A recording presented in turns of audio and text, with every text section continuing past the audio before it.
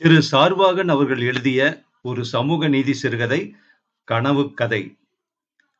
இந்த கதை தமிழ்ல இருக்கக்கூடிய பிரபல எழுத்தாளர் எஸ்ரான்னு அழைக்கப்படுகிற எஸ் ராமகிருஷ்ணன் அவர்கள் 100 சிறந்த தமிழ் சிறுகதைகள் அப்படின்னு லிஸ்ட் வச்சிருக்காரு.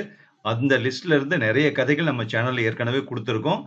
அதுல ஒரு கதையாக எஸ் ராமகிருஷ்ணன் அவர்கள் தேர்ந்தெடுத்த ஒரு கதை தான் கனவு கதை. ரொம்ப வித்தியாசமான கதை.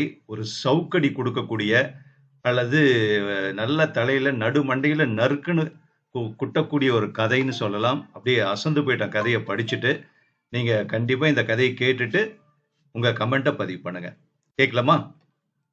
கனவு கதை. நாங்கள் நேஷனல் ஸ்டோருக்கு போன போது அங்கே வாங்குவோர் கூட்டமே இல்லை. நடேசன் கடையில் அது ஒரு சௌகரியம். அங்கே எப்பவும் கூட்டமே இருக்காது. கருப்பு, பச்சை, சிவப்பு பெப்பர்மெண்ட்டுகள், ரப்பர் பந்துகள், விலை சரசமான பேனாக்கள், வர்ண வர்ண இங்கு புட்டியுடன் புட்டி இல்லாமல் அளந்து, சோப்பு, சீப்பு. நேஷனல் ஸ்டோரில் கண்ணாடி கிடையாது. ஷவரத்திற்கு முன்னும் பின்னும் முகத்தை அழகு பண்ணிக்கொள்ள, நரைமயிரை கருப்பாக்க, கோடு போட்ட, கோடு போடாத, குறுக்கும் நெருக்குமாய் கோடு போட்டு குவித்த நோட்டு புத்தகங்கள், பென்சில்கள், இன்னும் எத்தனையோ சாமான்கள் எல்லாம் வாங்குவோரை எதிர்பார்த்து காத்திருக்கும். சாதாரணமாய் நாங்கள் தான் போய் நிற்போம்.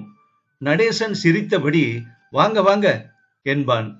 வெற்றிலை காவி படிந்த பல்லை காண்பிக்க மாட்டான்.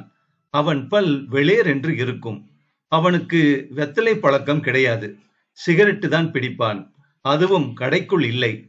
குடி, கூத்தி, ரங்காட்டம், ரேஸ், வில்வாதி, லேகியம், அரசியல், கலை, மொழி, மதம் என்று எந்தவிதமான பழக்கமும் கிடையாது. அவனுண்டு, அவன் கடையுண்டு.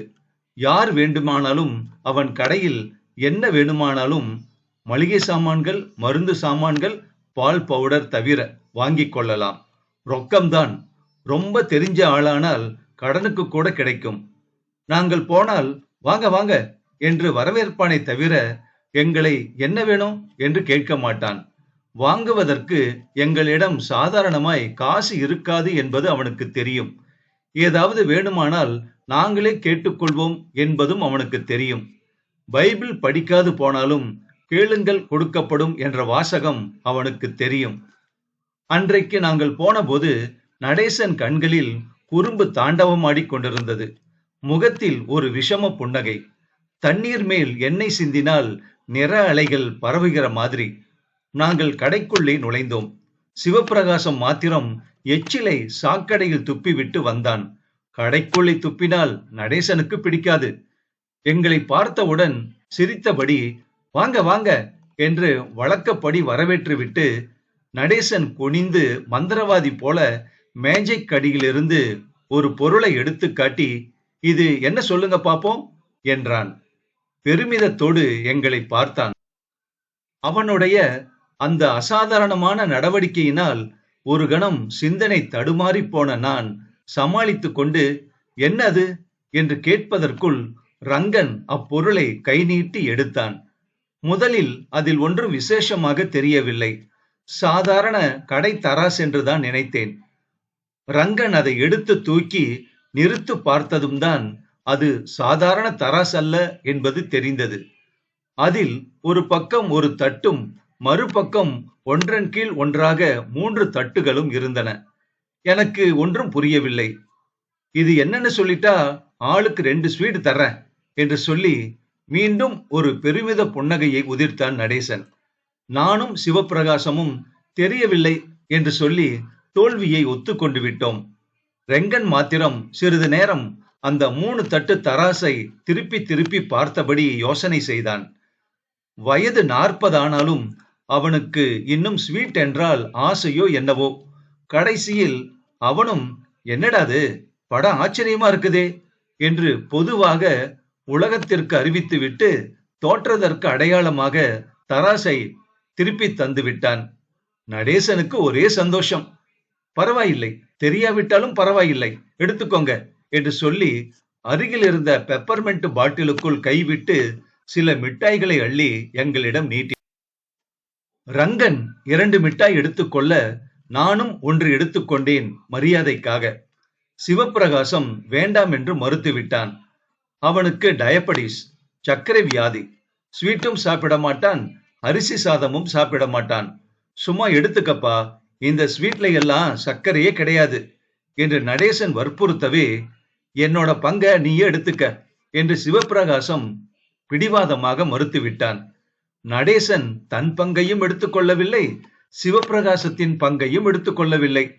சர்க்கரை இல்லாத ஸ்வீட் பிடிக்காதோ அல்லது 2 பைசாவைத்தான் வீணடிப்பானேன் என்று சிக்கன புத்தியோ தெரியவில்லை. மிட்டாய்களை பாட்டிலுக்குள் போட்ட பின் நாங்கள் வேண்டி கேட்டதின் பேரில் 3 தட்டு தராசின் மர்மத்தை விளக்கினான் நடேசன். ஒரே சமயத்தில் 3 பேர் கடைக்கு வந்து ஒரே சாமானை கேட்டு நெருக்கினால் ஒவ்வொருத்தருக்கும் ஒவ்வொரு முறையாக நிறுத்தி கொடுப்பதற்கு பதிலாக, ஒரே சமயத்தில் 3 பேர் கடைக்கு வந்து ஒரே சாமானை கேட்டு நெருக்கினால் ஒவ்வொருத்தருக்கும் ஒவ்வொரு தடவையாக நிறுத்தி கொடுப்பதற்கு பதிலாக, ஒரே முறையில் நிறுத்து நேர செலவையும் சக்தி செலவையும் குறைக்கும் சாதனமாம் அது. எப்படி நம்ம யோசனை என்று பெருமிதத்தோடு கேட்டான் நடேசன். நடேசன் கடை வைத்த நாள் முதலாக பார்த்திருக்கிறேன். ஒரே சமயத்தில் 3 பேர் கூடி சாமான் உடனே வேண்டுமென்று ரகளை செய்ததை ஒரு நாள் கூட நான் பார்த்ததில்லை. இருந்தாலும் அவனுடைய உற்சாகத்தை கெடுப்பானேன் என்று சும்மா இருந்து விட்டேன். ரங்கனுக்குத்தான் ஆச்சரியம் தாங்க முடியவில்லை. நம்ம நடேசனுக்கா இவ்வளவு முன் யோசனையா என்று தன் உணர்ச்சிகளை வெளிப்படுத்தினான். அந்த சமயத்தில்தான் அந்த ஆள் கடைக்கு வந்தான். வந்த ஆசாமி சாமியார் போலவும் இல்லை, குடும்பி போலவும் இல்லை. அவனுக்கு 40 வயசு இருக்கும். கரளை கரளையாக கட்டுமஸ்தான தேகம். தலைமயிர் கருப்பாக நீண்டு வளர்ந்து பிடரி மேல் புரண்டு கொண்டிருந்தது. அடர்த்தியான புருவம் நெற்றி மேல் கம்பளிப்பூச்சி போல ஒட்டி கொண்டிருந்தது. கண்கள் கருப்பு வைரங்கள் போல ஜொலித்தன. முகத்தில் 2 வார சேமிப்பு. வெறும் உடம்பு. இடுப்பில் ஒரு 4 முழ தட்டு சுற்றி வேட்டி முழங்கால் தெரிய அள்ளி சொருகி கட்டியிருந்தது. வேட்டி காவியாய் இருந்து வர்ணம் போனதோ அல்லது வெள்ளையாய் இருந்து பழுப்பாக மாறிக்கொண்டிருந்ததோ அது ஆண்டவனுக்கே தெரியும். புஜத்தில் தோளில் இருந்து முழங்கை வரை சுண்ணாம்பு கரை. நெற்றியில் ₹1/2 அளவுக்கு குங்கும பொட்டு. மத்தாப்பு போல பொறி பறக்கும் கண்களுடன் வந்த அந்த ஆள், 1 கிலோ பெப்பர்மெண்ட் கொடுங்க சீக்கிரம் என்று அதட்டினான்.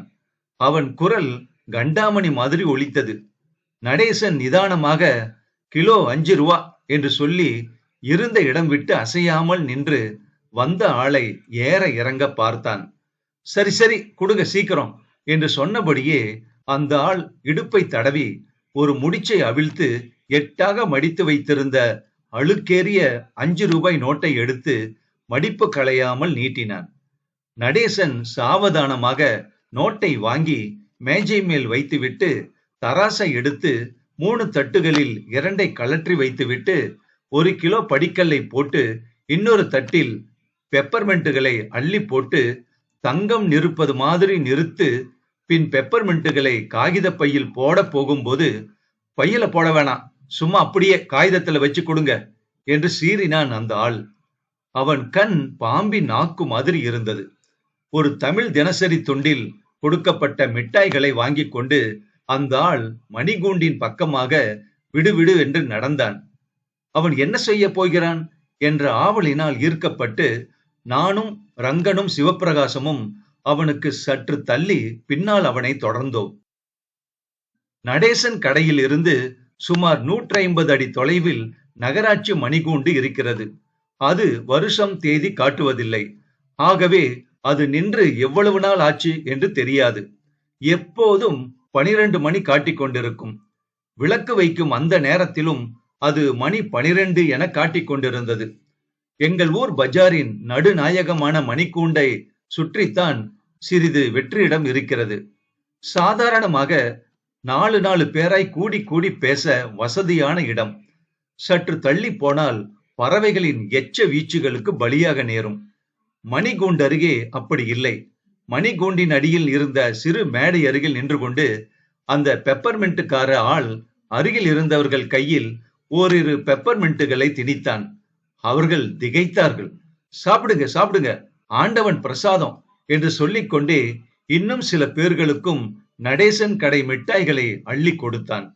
யாரோ ஓர் ஆசாமி மணிக்கூண்டு அருகே சும்மா ஸ்வீட் விநியோகம் செய்கிறான் என்ற செய்தி எப்படியோ அரை நிமிஷத்திற்குள் பஜார் முழுதும் பரவிவிட்டது. பள்ளத்துள் பாயும் வெள்ளம் போல ஜனக்கூட்டம் மணிக்கூண்டு நோக்கி பாய்ந்தது. மணிக்கூண்டின் அருகே வந்துவிட்ட நானும் ரங்கனும் சிவப்பிரகாசமும் முழங்கையாலும் பிருஷ்டத்தாலும் இடித்து உந்தி தள்ளி நகர்த்தப்பட்டு கொஞ்சம் கொஞ்சமாக கூட்டத்தின் வெளிப்புறத்துக்கு வந்துவிட்டோம். சுற்றிலும் மேலே இருந்து கூச்சலிடும் பட்சிகளின் சப்தத்தை அமுக்கிக் கொண்டு, சார் சார் மிட்டா, சார் மிட்டா எனக்கு என்ற சப்தம்தான் கேட்டது.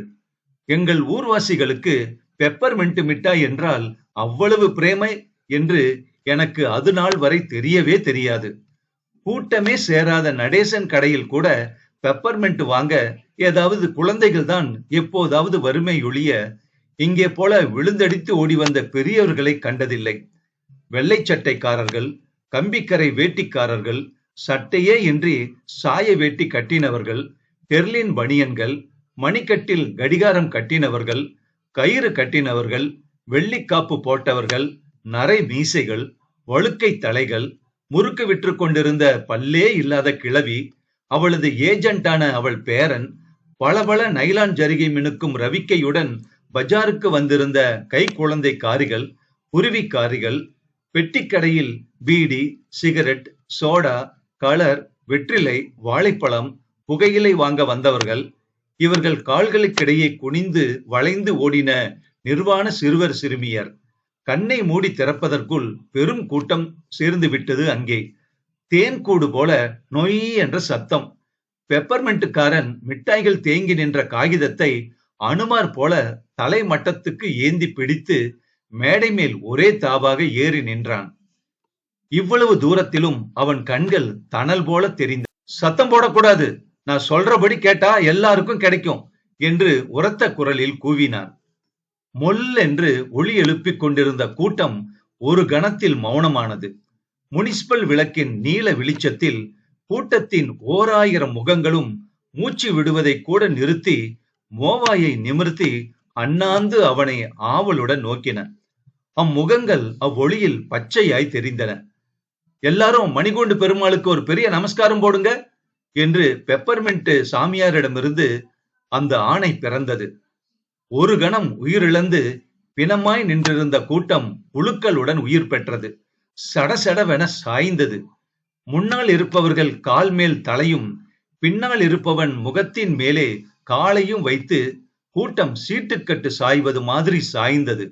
நாய், பன்றி, மாடு, குதிரை சாணத்தின் மீது, எச்சில் மூத்திர கரைகளின் மீது, வாழைப்பழத்தோல், காலி சிகரெட்டு பெட்டி, பீடி துண்டுகள் மீது, தெருப்புழுதி மீது, மல்லாக்கொட்டை தோல் மீது, எண்ணற்ற காலடி தடங்கள் மீது கண்ணை மூடியபடி கையை கூப்பியபடி ஆண், பெண், சின்னவன், பெரியவன், காளை, கிழவன் பேதமின்றி சம தருமமாக சாஷ்டாங்கமாக தன்மீதே ஒருவர் மேல் ஒருவராக விழுந்தது. ஹரி ஓம் என்று ஒரு கோஷம் எழுப்பியபடி அந்த சாமியார் இல்லாத சாமியார் பெப்பர்மெண்ட் காகிதத்தை கூட்டத்தின் முதுகின் மேல் உதறினான். ஜனக்கூட்டத்தின் மேல் மிட்டாய் மழை. தரையில் விழுந்து கிடந்த கூட்டம் களைக்கப்பட்ட தேனடை போல கலகலத்து தனக்குள்ளேயே பாய்ந்தது. பெருமூச்சும் ஏப்பமும் கலந்த சப்தத்துடன் தன்னை உலுக்கி உதறிக்கொண்டது. சிறுவர்களும் பெரியவர்களும் குமரிகளும் கிழவிகளும் தமிழர்களும் தெலுங்கர்களும் இந்துக்களும் முஸ்லிம்களும் கிறிஸ்தவர்களும் நாஸ்திகர்களும் எல்லோரும் சில்வண்டு போல தரையை துளைத்தனர். மற்றவர்களை இடித்து தள்ளி சுரண்டினர். அந்த மண்மேல் சிதறி கிடந்த மிட்டாய்களை ஆத்திரத்துடன் பொறுக்கினர், பிடுங்கினர், சுவைத்தனர், பின் பிரிந்தனர். மிட்டாய் வீசியவனை நோக்கினர். ஆனால் அவனை காணோம். மிட்டாய் காகிதத்தை உதறியவுடன் மேடை மீதிருந்து குதித்து மணிகூண்டின் பின்னாலாக ஓடிவிட்டிருக்க வேண்டும் அவன். 5 நிமிட நேரத்திற்குள் கூட்டம் சேர்ந்தது போலவே கரைந்து விட்டது. நாங்கள் நேஷனல் ஸ்டோருக்கு திரும்பினோம்.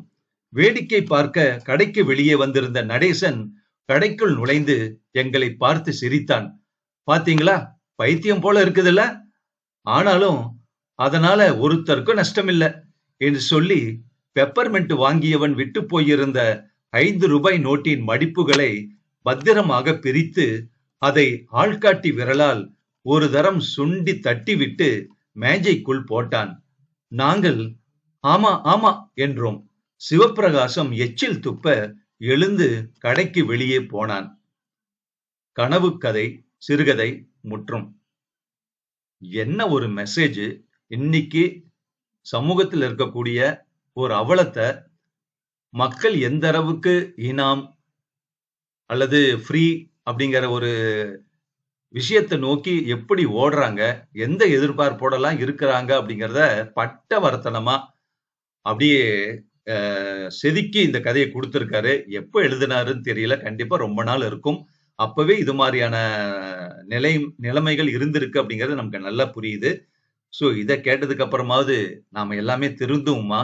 இல்ல இன்னும் நம்மளுடைய அந்த அடிமைத்தனம் நமக்கு வந்து பிச்சை போடுற மாதிரி இனாம் அல்லது உதவி அப்படிங்கிற அர்த்தத்துல உதவின்னு சொன்னா கூட அது ஒரு வேற விஷயம்தான். ஆனா விலையில்லாத பொருள் அப்படிங்கறதெல்லாம் வந்து ஒரு சின்ன ஒரு மிட்டாய் கொடுத்தா கூட கண்டிப்பா இன்னைக்கு நாம ஓடி ஓடி விழுந்தடிச்சு ஓடி நாம அத வாங்குறதுக்காக அலையுன்னு அலையறோம். மக்கள் அலையறாங்க அப்படிங்கறத வந்து ரொம்ப வெளிப்படையா இந்த கதையில சொல்லியிருக்காரு. இந்த கதை பத்தின உங்க கருத்தை பதிவு பண்ணுங்க. நன்றி.